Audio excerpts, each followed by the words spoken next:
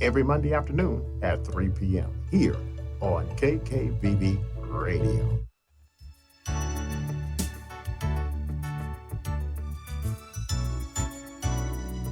Welcome to Fight for Life, a pro-life radio show discussing the ministry of First Choice Pregnancy Services here in Las Vegas. I'm Deborah, board member and executive director of First Choice Pregnancy Services. And I'm Jessica, logistics specialist at First Choice Pregnancy Services. We are ambassadors for the unborn. Welcome to the show.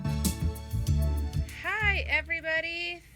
Thanks for joining us today here on Fight for Life. It's Deb, Jess, and Edgar and Jazmin. We're all ambassadors on behalf of the babies. Here to share insights and real-life stories in the fight for the unborn. We have Edgar and Jazmin here with us today. They're a powerful baby-saving couple. A baby-saving power couple. Yeah. I didn't know Edgar was going to be here, actually. I just knew it was going to be Jazz, and I walked in, I was like, oh, the Miron family is Jazz all here. plus 2. I didn't know I was going to be here either. Yeah. That's okay. So we're going to have a bonus. We're going to have a great conversation today. That's right. Just going to bring you the weekly update, and then we'll dive into whatever we're going to talk about. All right, real quick, welcome to Fight for Life Radio, everyone, and thank you for listening in today. From April 4th through the 11th of 2024, First Choice has provided 66 free pregnancy tests and 43 free ultrasounds to the women of Las Vegas. If you'd like to join this conversation, we highly encourage you to do so. You can call into the radio station or tune into our Facebook and Instagram. You can call in at 702-650-5588. If you are joining us by social media, Facebook and YouTube, you can find us at FCPS Friends, Instagram and Twitter, FCPS_Friends. You can learn more about our ministry, and we ask you to do so. You can go give a donation or just check us out at fcpschampions.org. So welcome, Jazmin. Welcome, Thank Samantha. Even their little babies here. And here. Edgar. Thank you. So Jazmin is a volunteer advocate and ambassador of First Choice. So welcome, Jazmin. Why don't you tell us a little bit about yourself and your wonderful husband? Your husband has been a guest here with us before, multiple times, right? But it's the first time we've had the pleasure of having you on, so welcome today. Thank you so much for having me here. I am a little nervous. I'm not used to be talking in front of microphones or cameras, but at the same time, I'm very excited to be here. Like Jessica said, I am an ambassador and an advocate, and I am proudly First Choice Pregnancy Services advocate, and I love what I do there. I love to be able to talk to these women and to help change their mind on the decision they're making with what they're choosing for their baby. So I'm excited to be here. Thank Amen. you. So last week we actually discussed the petitioners that were approaching people in the grocery store, parking lots, or out in public spaces to collect signatures that are promoting abortion all 9 months here in the state of Nevada. This week we heard that there was actually a petitioner that was found inside the DMV collecting signatures inside the DMV and was then ejected from the building once it was brought to the attention of the staff. But I know that Jazmin also has a story about a petitioner coming up to you. Do you want to share a little bit about that? A couple, actually. Oh, really? Yes. Let's hear They're about everywhere. They are everywhere. They're It's really an infestation. They are Not where I really am. working hard, and that's sad, very sad, because I've seen a lot of women signing those petitions, and I'm like, do you know what you're signing? I wish I could be like next to them, telling them what they're signing for. And one of them asked me, hey, can you just give us a signature to protect women's rights? And I'm like, what are those rights? Well, women have the rights to decide over their body and what goes inside of them. And I'm like, no, that's another life. That's not the women's body. That's another body inside that women's body. And I was like, no, I'm sorry, I'm totally against that, so I'm not signing anything. And then the other time, another person was like, hey, you're a woman, are you willing to sign for to protect women's rights, and I was like, no, do you know what you're doing here? Because this is definitely not something good. I know it sounds good, right? Protection and the words rights, freedom, Right. and all these words that can be very deceiving, because they're definitely not for protection. They're actually for to allow murder to happen. So I think that these people need to be educated on what they're doing, because I don't think they have an idea of what they're doing. And if they do, Yeah. then they're just 100% being evil. Oh, yeah. Well, it's easy to kind of buy into all that jargon that's being shared around and passed around like it's old hat. It's because it's what's being fed into the school systems. It's what's being fed into our TVs with media, with politicians. Everything that is going on right now with the elections is being pumped into our homes with our families viewing all of this. And that is the jargon that they're using. It's a very manipulative language that's being used and very deceitful. So I know that abortion is at the heart of one of your passions, Yes. and it came to you in a very unique way. Yes. Why don't you talk about that? Well, that was a long time ago. I was still in school. I was in high school back in Guatemala, where I'm from. I was born and raised there. And I was in school when we had this class about the environment and stuff. And Go ahead. and they gave us this program about abortion and how to prevent getting pregnant at a young age. So they gave us this baby. I loved having that thing done, because I had this baby for for about 3 days, and it was like a normal baby. The baby would wake up every 2 hours to be fed, changed, just like a regular baby. And it definitely helped me realize the work that a mom has to do. It is a lot of work and a lot of effort that we have to put into motherhood. But at the same time, they talked about abortion and the consequences of abortion. And I remember watching this video of an abortion, and I just cried for days even after watching Yeah. it. I couldn't believe a baby has to go through that, how painful that is for a baby, and that the mom has no idea, or if Wow. they do, they ignore it. So it really changed how I thought an abortion was like. And I even heard this letter from the baby. It was it had a lot of impact in my life, because they make it to like like the baby's talking to the mom as the baby starts developing. Hey mommy, I'm so happy to be in here. I'm watching my fingers grow, and I'm so excited, and I'm this far to get to see your face and stuff like that. And then the baby says, hey mommy, I'm worried about you. I haven't heard from you, like you haven't talked to me lately. Is everything okay? What's going on? I miss hearing your voice and stuff like that. And it's with a baby voice. And then like weeks later, days later, the baby goes, mommy, what are they doing to me? This hurts. Don't let them do this. I'm missing my hand. What's going on? You're supposed to take care of me. So just remembering that is making me very emotional, because I feel like that's exactly how those babies feel. And since that moment, I said, I want to do something about this. I didn't know what. I never imagined at that age that I was going to move to this country, and that it was here that I was going to be able to do something. Sometimes I feel like it's not much. I wish I could do more, because there is a lot that needs to be done. But I am happy. I am happy that the Lord is using me in this area. And I pray that he continues to do it, because I know that there's a lot of need, and these babies, that they're already in their mom's womb with a purpose. They have a big purpose, and they need to be born. I don't think anyone has the right to decide over their life. I mean, there's a lot of options they have. They can give it up for adoption. A family member can raise their baby. There's a lot of things, different things that can happen instead of murdering a baby. Your guys' pastor was at First Choice a few weeks ago, and he was talking about the Mexico City policy and how abortions are being forced through southern Latin America.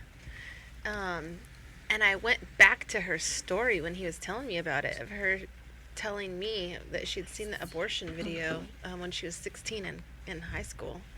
And I thought, wow, what a different day and age it is down there right now, that all of you guys back in that time frame were all educated on it. And now you have those of you who are adults, your children are being educated a completely different way, no doubt. Well, I was born in 1981, and by the time I got to high school, I looked forward to the home economics class which was an elective. I remember home ec. Okay, you were a public school kid. Okay. Oh, yeah. I know that not everybody in here is, but I learned how to sew in home ec. Exactly. Yeah. We learned life skills. I learned that in home ec at my home. Exactly. But a lot of the public school students don't have the privilege or luxury of having a mother to coach them along and teach them these things, or their mothers were working like mine. And so I looked forward to going to home economics, where they had those babies where you can like adopt it for a week, and then they monitor how well you took care of it, and I remember it was Nice. even on a Saved by the Bell episode, I right? remember Saved by You the remember that? So, but these are all life skills that we learned in those classes because we weren't in our homes learning them. I took it so seriously that I would take my baby in my brother's stroller just to go to the store or everywhere. I really took it very seriously. It was a fun experience, was. though. I mean, it's short-lived, but they removed those elective classes from the public schools now, and including home ec. How detrimental has that been, since we have seen those life skill classes removed from the public schools, and look what it has now done to our younger generations, right? They've gotten rid of that and the arts, and they've gotten Yeah. rid of the concept of true education. Mm-hmm. Now it's become indoctrination. Yes. And as what Deb was mentioning, piggybacking off of that, it's become a money issue. It's become the narrative of popularity, this emotional-based learning, which we discussed yesterday in Bible study.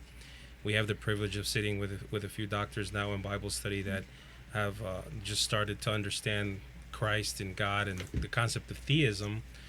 If everything is emotionally based, like the Aristotle and the Platonian idea of humanism and naturalism, and how this is now the existentialist aspect of it, where everything is in your mind, you are not the body, you are in your consciousness. Mm-hmm. And so when you start to believe this narrative, now you want to promote it, and there's a lot of money involved. There's a lot of money involved because you've got the pharmaceutical industry providing these purity blockers. You have the pharmaceutical industry providing medication for people that are now suffering from depression and anxiety, from multiple personality disorder. There's all kinds of things happening behind the scenes that it doesn't benefit the school system to teach people the truth. It doesn't benefit the school system to pray anymore. Like when I was a kid in New York and Brooklyn, we used to pray in kindergarten. Mm-hmm. But you separate God from the equation, and as the word says, separated from me, you can do nothing. It's on such a great scale. We sometimes see what we call the symptoms of the root of the problem. Mm-hmm. These are all symptoms. So yes, eliminate these things. Don't let people become educated, and we create a modern day slavery system where people are now being slaves to themselves. And now there is no God, because people become, in essence, their own God. So they become the moral giver. And if they feel like becoming a hippopotamus that day, we have to respect that, because the Aristotle and the Platonian idea of humanism lets them think that way. They're Gnostic dualists and progressive secularism. These are all, they sound very fancy, these words, but it's the facts. And so the more we lean towards that, the more we separate from God, and the more we think murder is okay, abortion's okay. The more we think teaching kids at a young age to have homosexual relationships is okay. And what do? We affect civilization as a whole. We are in decrease when it comes to numbers. We have countries like, we have all of Europe they're behind 2 generations. China, how many generations? It takes 20 years to create a generation. Can you imagine how long it's going to take them to reestablish civilization? If you go to Italy right now, they will give you, as an American, a free house almost. They charge you like $1,000 for the home. They give you money so you can establish a business and bring your kids, because there's no citizens. We are in decline. And so this is it's on a grander scale. It's a Where was horrible that? thing. I'm sorry. Where was that? Italy? Italy? Yes, you can go No, to Italy move now. to Italy. It's public information. You can log onto the internet right now. There's plenty of cities in Italy that have been abandoned. Wow. And it's because there's no children. There have been no generations. Churches are closing in America because of that. Go to the East Coast. Our pastor that visited, he's been doing research in Atlanta, Georgia. He's been doing research in Virginia, in West Virginia. There's so many churches closing. Pastors are preaching their last sermons on Sundays because there's no more generations to follow. This is no longer a thing. God and Christ are no longer the popular thing to talk about. Edgar, you and me here, we could really get into some stuff. Because I want to, before we get into this, I want to finish with Jazmin real quick, because once we head on this other path, we're probably not coming back. Jazz, what's your favorite interaction or story you've had with the patient in patient services? I have so many. Do you have one that stands out more than others? Yes, I do have one, and and I keep a journal of some of the things that I do at the clinic, and I actually took a picture of that one specifically because it's I feel like it's very close to me because the lady is from Guatemala. So this story is about this family, because the whole family was there. And she was like, we cannot have any more babies, and I'm pregnant. And the husband was actually very supportive of having the baby. But she was like, no, what, are you crazy? We cannot have this baby. And I was like, well, if your husband, who's the provider for the house, is saying you can, why not? And she was very, very confused. She was like, because of the financial struggle they were going through, that was her main purpose for choosing an abortion. And we spent probably like 45 minutes in that room talking about how God provides, and as long as she trusts him, and if he has provided up to this point, he will continue to provide. And well, to make the story a little short, she decides to go to ultrasound. When we get there, I'm a chaperone, okay? I'm not supposed to say anything, even though I feel like saying 1,000 things when I'm there. And the ultrasound technician is, checking everything, taking her time, making sure everything is okay. And I'm looking at the screen, and I see, I'm not an ultrasound technician, but that was pretty obvious. And I'm like, oh my goodness, is that 2 babies I see there? I was like, Lord, you really have a sense of humor. She's worried about providing for 1 child, and she's gonna have 2. So I was just praying in my mind. I was like, Lord, now she has 2 reasons not to go through her plan. And as soon as she was told that she was expecting 2, she was like, oh no, this is even worse. And the husband got pretty excited and emotional, and he started crying, and he was like, it's okay, we're gonna do this, and I'm like, yes, you are. And I was really happy because, like I said, people from my country, a lot of people, not everyone, but a lot of people, they like a lot of education, and their morals and values are not like, she wasn't a believer, so I guess she needed to have some like morals and values, and she didn't have them. And I was happy that the husband was there to support her, and they actually made the choice to keep their babies. And I was like, oh, it was almost like an hour and a half later, a relief that I felt, oh, thank you, Lord. She changed her mind, and I kept praying for her because I was afraid that she would change her mind back to her first choice. And I was like, no, Lord, please make sure she knows that these babies have a purpose, and that you will provide double the blessing now, because you're sending 2 babies for a reason. Unfortunately, after the babies were born, she ended up losing one of them. Those ones at the march. Yes, that made me a little sad, but they're very happy with their little girl. They were missing a girl, and they have the girl, and now they're really happy they made that choice, and that makes me happy. I can say I was there. So that's one of awesome. them. That's awesome. Edgar, I want you to weigh in. Our time's flying. But with the events of the last couple of days and the pro-life stuff that's happened, particularly down in Arizona, and the cowards that are standing out right now. That are saying they're conservatives and they're really not. Yes. Wolves in One sheep's female clothing. in particular. Yeah, ahead and there's call her by name. more than a few. Mm-hmm. What do you have to weigh in on this? I would love to hear you weigh in on this, because I have been wanting to weigh in. I'm going to here eventually, but since we have you here and we don't have you here very often, I'd love to have you weigh in. You know, it's conviction. I believe that some people are sellouts and they're cowards and they're wolves wearing sheep's clothing. And the Word of God warned us about that.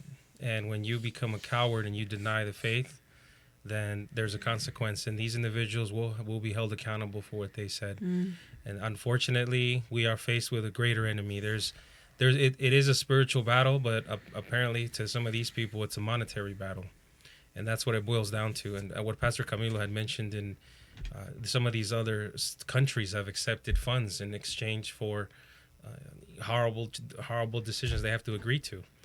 For instance, some of those southern countries accepted funds from the COVID-19 relief, so they can do what they want to do and develop or not develop or steal the money. I don't know, some of these presidents steal money. In this country, we're having a similar situation. It's about power, position. And so it's not the popular thing to do, but they want the popularity. And when I've discussed this with other politicians, they tell me they have to represent the constituency. If not, they won't get elected. So what? Are you going to deny your faith because of the constituency? Are you going to be a sellout? What's the agenda? The agenda is to affect families here in the United States. The agenda is to decrease the multiplication that God asked us to do in Genesis.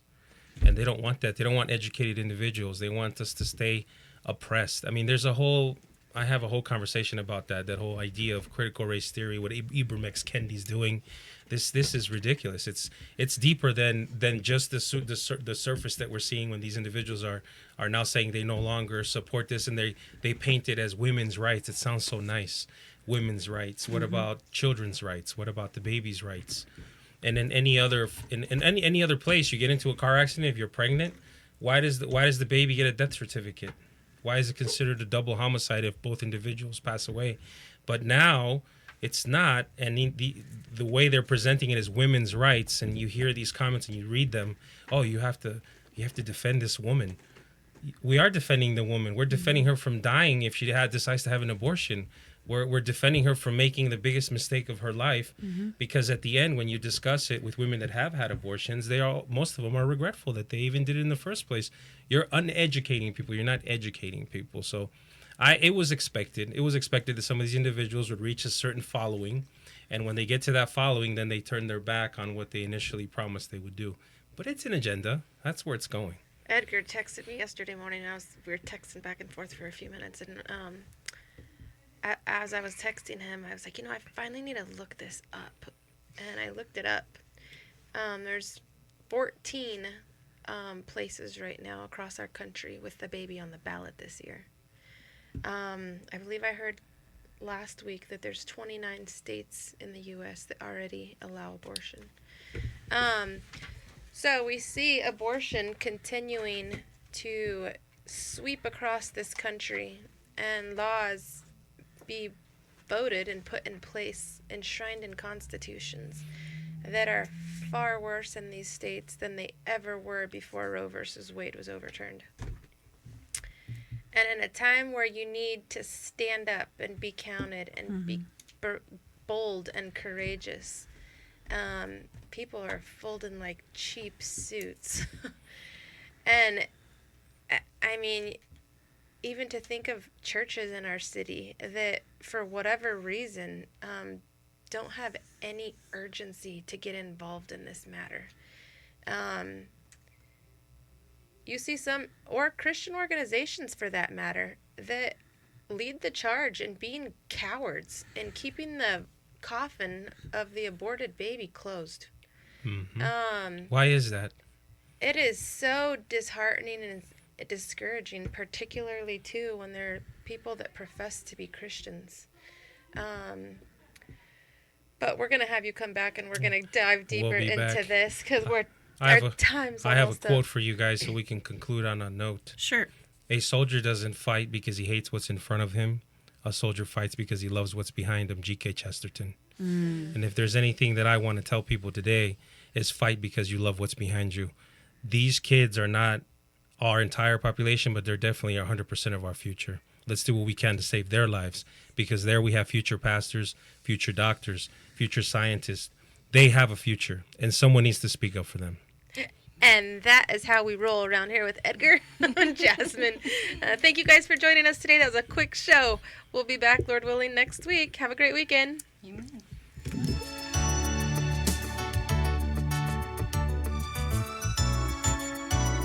Thanks for joining your ambassadors for the unborn on the Fight for Life radio today and every Thursday on KKVV 1060 AM, the best news radio, the gospel airship. If you'd like to support the cause of saving unborn babies, or if you have a question you'd like us to answer on the air, go to fcpsfriends.org or call us at 702-294-CARE. Again, that number is 702-294-2273. On behalf of his little ones, thank you and God bless.